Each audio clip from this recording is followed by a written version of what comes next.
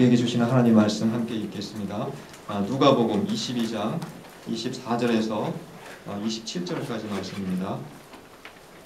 다 함께 일어나셔서 한 절씩 교독하겠습니다. 누가복음 22장 24절에서 27절까지 말씀입니다. 제가 먼저 읽도록 하겠습니다. 또 그들 사이에 그중 누가 크냐 하는 다툼이 난지라.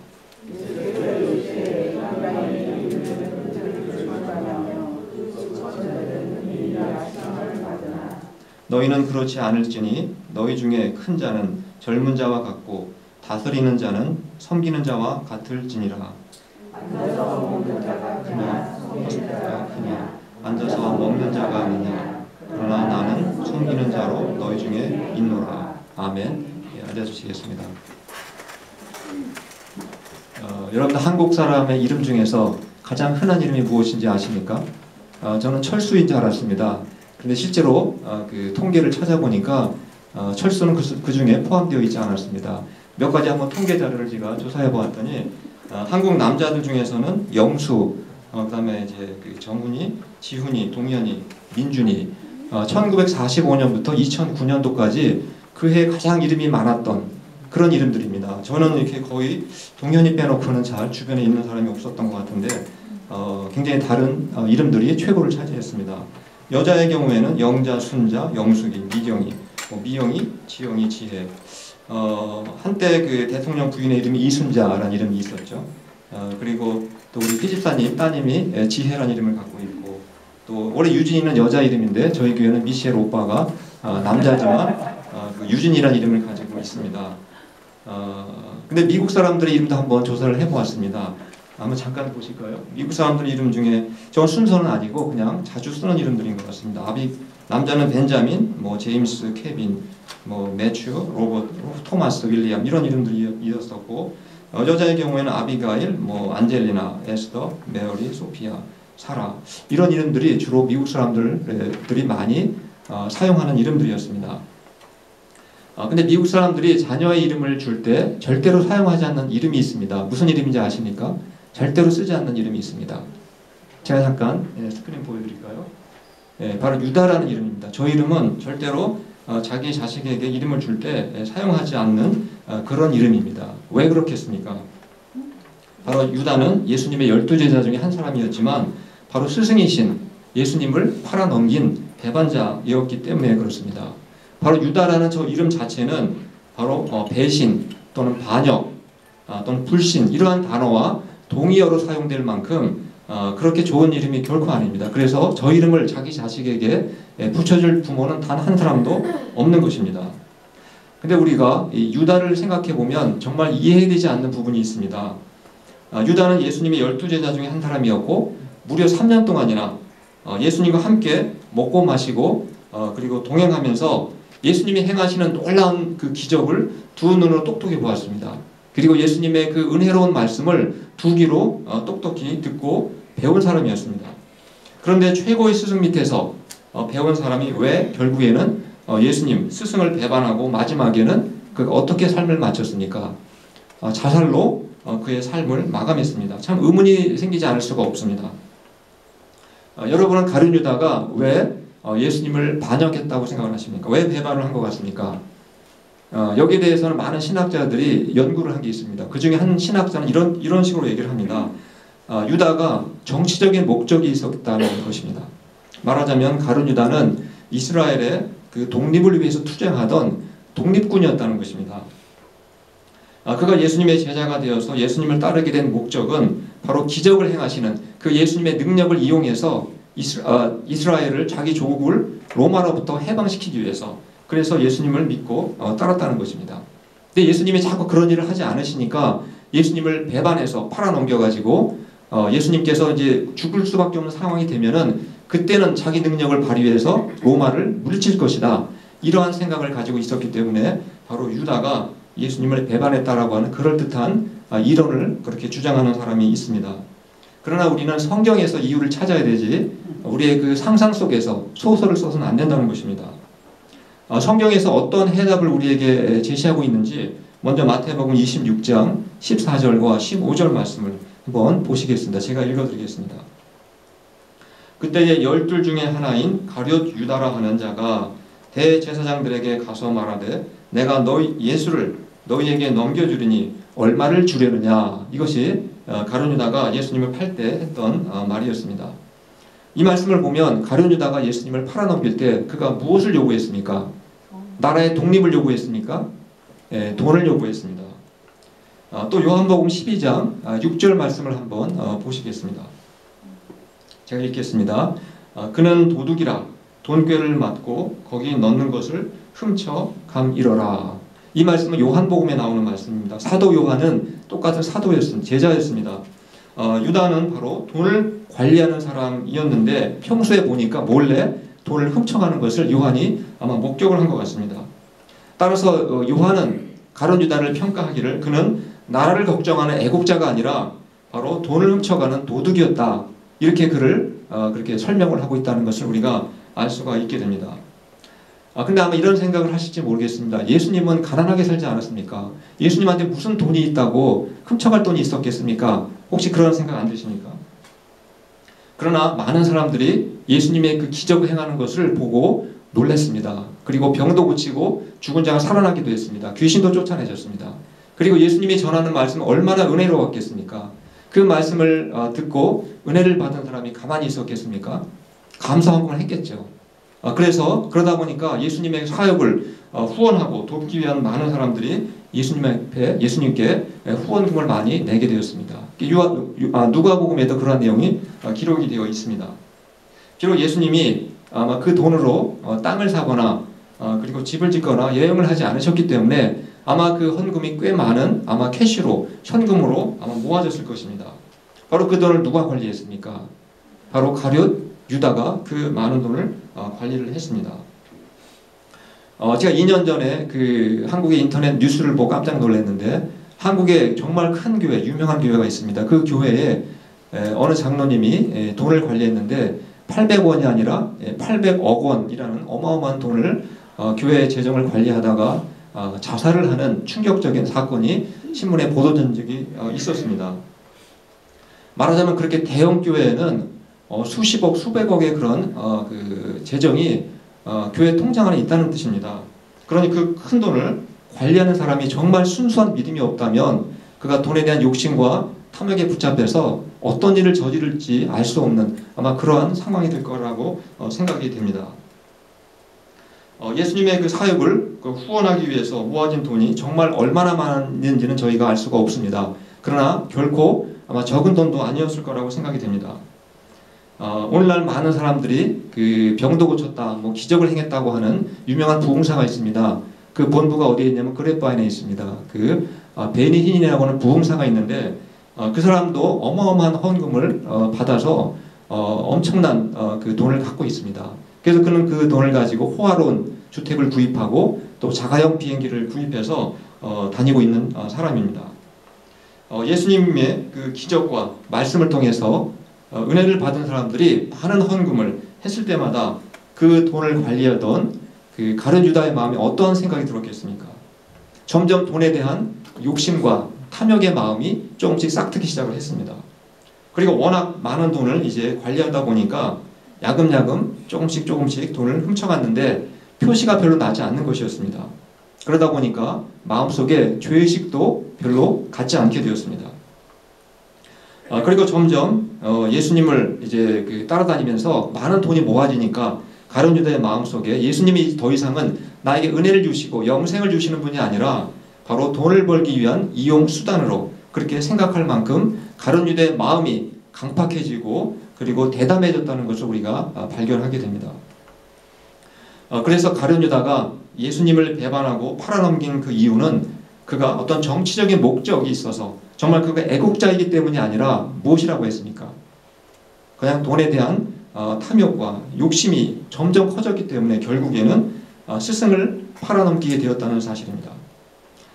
그러나 이 유다도 처음부터 예수님을 팔아넘길 생각을 하지는 분명히 않았을 것입니다. 그러나 우리나라 속담에 이런 속담이 있지 않습니까? 바늘소득이 소도둑이 된다는 속담이 있습니다. 그가 물질에 대한 욕심에 점점 붙잡히다 보니까 조금씩 돈을 훔쳐가게 되었고 결국은 스승을 팔아 넘기게 되었다는 사실입니다.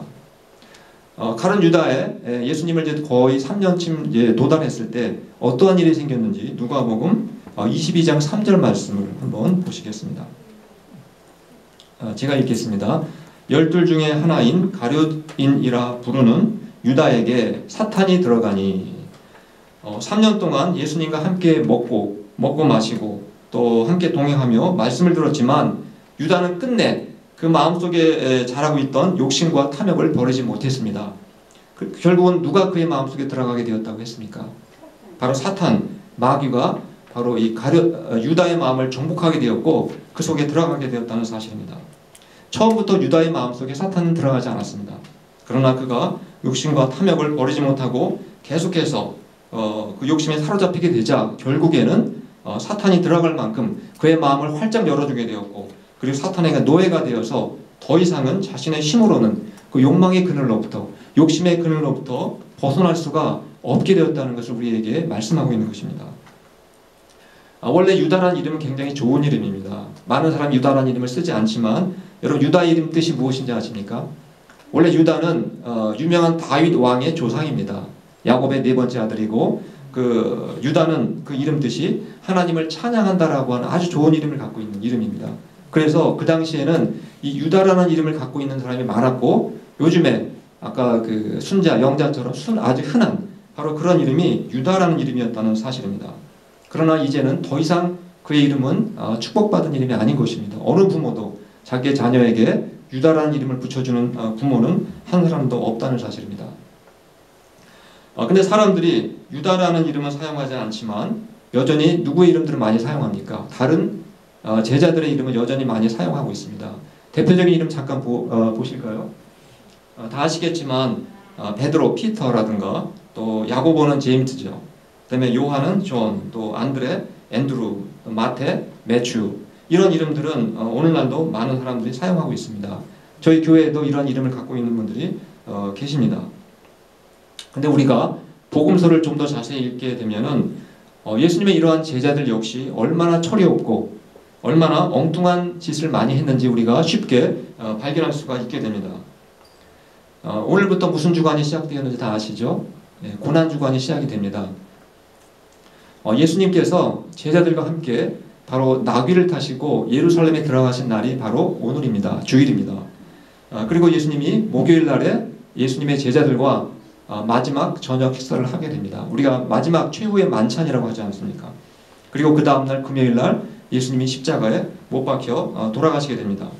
여러분 예수님은 결코 우연히 또 사고로 갑작스럽게 그렇게 돌아가신 것이 아닙니다. 예루살렘에 들어오시기 전부터 예수님은 여러 차례 내가 예루살렘에 들어가면 어떠한 일이 생기게 될 것이다 라는 것을 여러 차례 예언을 말씀을 이미 하셨습니다. 그 중에 하나가 누가복음 9장 22절의 말씀입니다. 우리 한번 같이 읽어보도록 하겠습니다. 시작. 이르시되 인자가 많은 고난을 받고 장로들과 대제사장들과 서기관들에게 버림받아 죽임을 당하고 제3일에 살아나야 하리라 하시고 예수님께서 예루살렘에 들어가기 전에 여러 차례에 걸쳐서 이런 말씀들을 하셨습니다. 내가 들어가면 고난을 받고 죽게 된다. 이런 말씀을 많이 하셨는데 제자들은 예루살렘에 들어가면 예수님이 왕이 될 것이라는 그런 꿈을 꾸고 있었습니다. 그러나 예수님은 자신이 왕이 되는 것이 아니라 죽임을 당한다고 분명하게 말씀을 하셨습니다. 그리고 물론 3일 만에 부활하신다는 말씀도 물론 하셨습니다. 그러나 사람이 일단 어떤 욕심에 붙잡히게 되면 상대방의 말을 건성으로 듣게 됩니다. 잘 이해를 하지 않게 됩니다.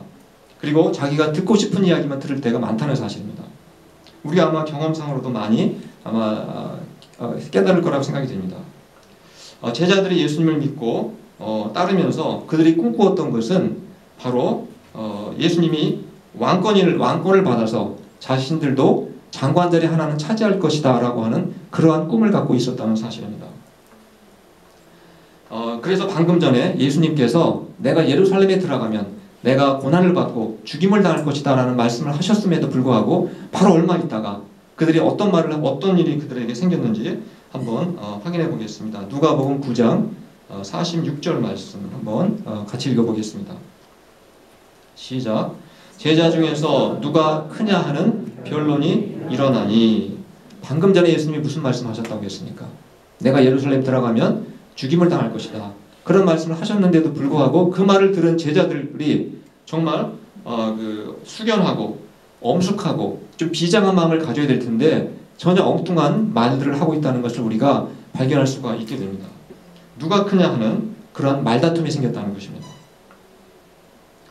예수님께서 예루살렘에 들어가시면 제자들의 머릿속에는 온통 그가 왕권을 차지하게 되고, 그렇게 되면 그 다음에 누가 영의정을 할 거고, 누가 좌의정을 하고, 누가 우의정을 할 것인지, 누가 판서를 할 것인지, 오로지 이러한 생각들로 그들의 머릿속에 가득 차 있었다는 사실입니다.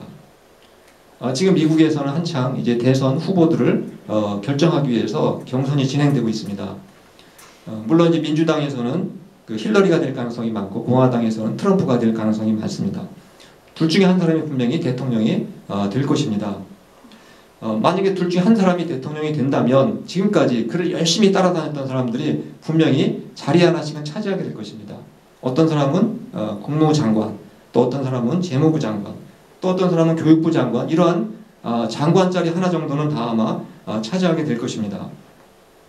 그러나 예수님은 지금 예루살렘에 들어가시는 목적이 대통령이 되고 왕이 되기 위해서 들어가시는 것이 아니라 바로 죽임을 당하시고, 그리고 십자가에서 못 박혀 돌아가시기 위해서 지금 가신다고 분명히 말씀을 하셨는데도 불구하고 제자들에게는 그것이 들리지가 않았던 것입니다.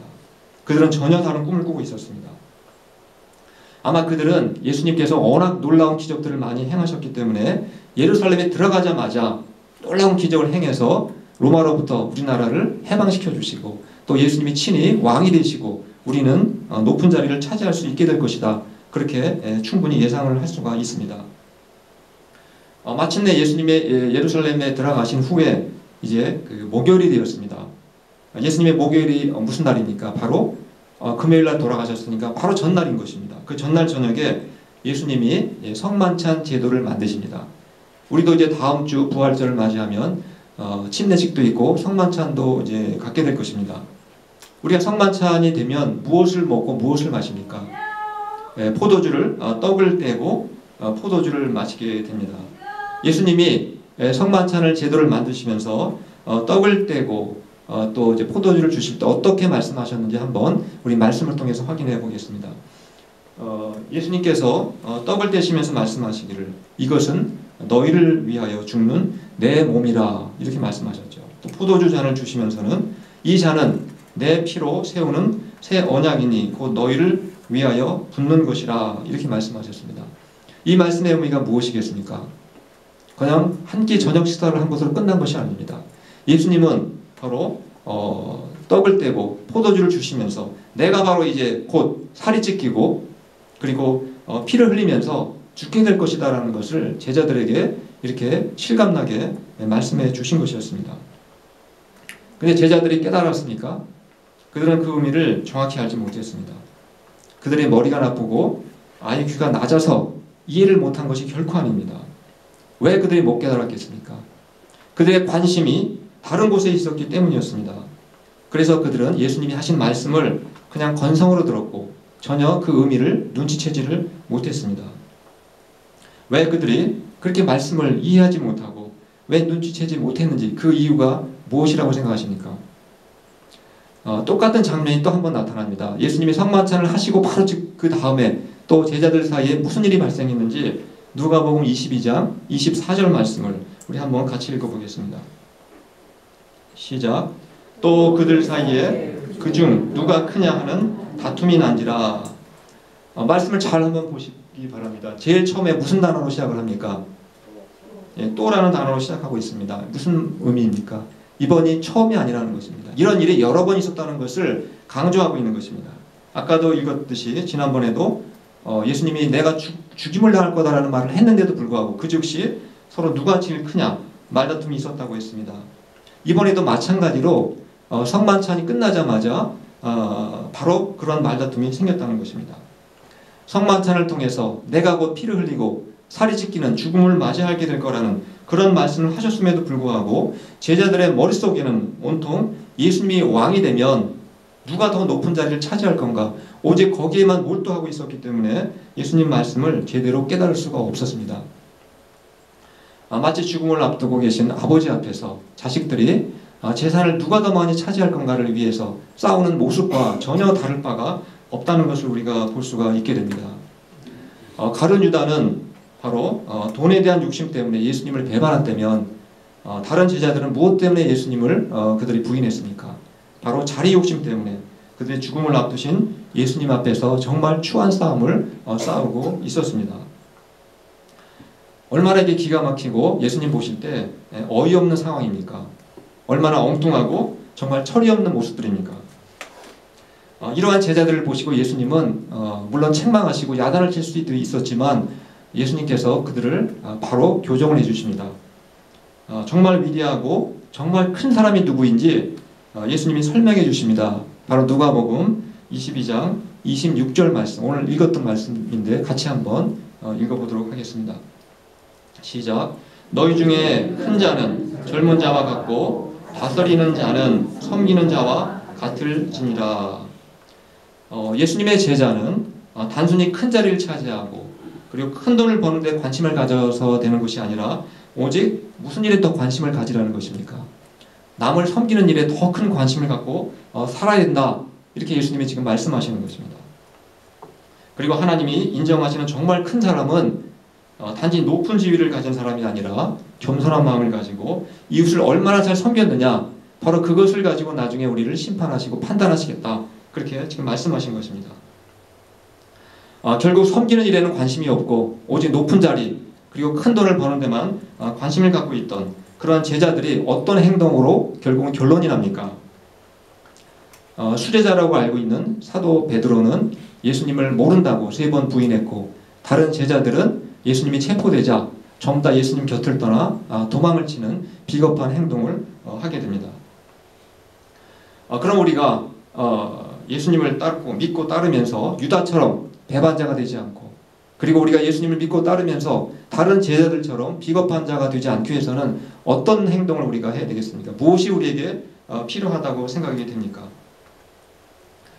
내가 왜 예수님을 믿는지, 내가 왜 예수님을 따르는지 그 목적을 우리가 분명히 하고 예수님을 믿고 따르지 않으면 그들과 똑같이 될 수 있다는 사실입니다. 바로 가룟 유다는 돈에 대한 욕심 때문에 예수님을 따랐습니다. 그러나 다른 제자들은 무엇 때문에 따랐습니까? 높은 자리를 차지하기 위한 그 욕심 때문에 바로 예수님을 따랐다는 사실입니다. 내가 하나님의 나라와 하나님의 뜻보다는 내 욕심을 채우기 위한 바로 목적으로 예수님을 믿고 따르다 보면 나도 언젠가 가룟 유다처럼 예수님을 배반할 수도 있고 나도 다른 제자들처럼 예수님을 떠나 도망치고 그리고 비겁한 자가 될 수 있다는 사실을 항상 기억을 해야 한다는 사실입니다. 여러분은 왜 예수님을 믿고 왜 예수님을 따른다고 생각을 하십니까? 내 뜻을 이루기 위함이십니까? 내 욕심을 채우기 위하십니까? 아니면 하나님의 뜻을 이루고 하나님의 나라를 세우기 위한 것이 더 큰 관심이십니까? 우리가 정말 예수님을 바르게 믿고 정말 예수님을 잘 따라가려면은 우리가 무엇보다 제일 먼저 중요한 것은 하나님의 말씀을 건성으로 들으면 안 된다는 사실입니다. 하나님 말씀을 정말 진지하게 들어야 되고 하나님 말씀을 정말 진지하게 읽어야 되고 정말 진지하게 그 말씀을 묵상을 해야 한다는 사실입니다. 제자들은 정말 은혜로운 예수님의 말씀, 예수님의 설교를 듣고도 그들이 건성으로 들었기 때문에 그리고 그들이 머리가 나빠서가 아니라 욕심에 사로잡혀 있었기 때문에 바로 하나님의 말씀을 눈앞에서도 깨달을 수가 없었다는 사실입니다. 아까 우리가 말씀드렸듯이 이번 주는 이제 오늘부터 이제 고난주간이 시작이 됩니다.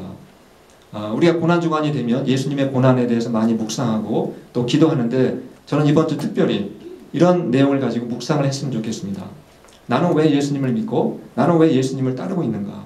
한번 이러한 제목을 가지고 깊이 묵상하시는 그러한 기간이 되었으면 좋겠습니다. 그래서 정말 예수님의 우리가 참 제자로 거듭나고 이제 나의 나라가 아니라 이제는 하나님의 나라를 세우고 또 형제를 섬기는 일에 최고의 관심, 가장 큰 바로 관심을 가지고 우리가 살아가면서 평생 동안 주님을 정말 끝까지 따라가는 그러한 참 제자가 되시기를 간절히 축원합니다. 이 시간 찬송 우리 부르시고 기도하는 시간 갖도록 하겠습니다. 말씀을 기억하시면서 찬송가 461장 십자가를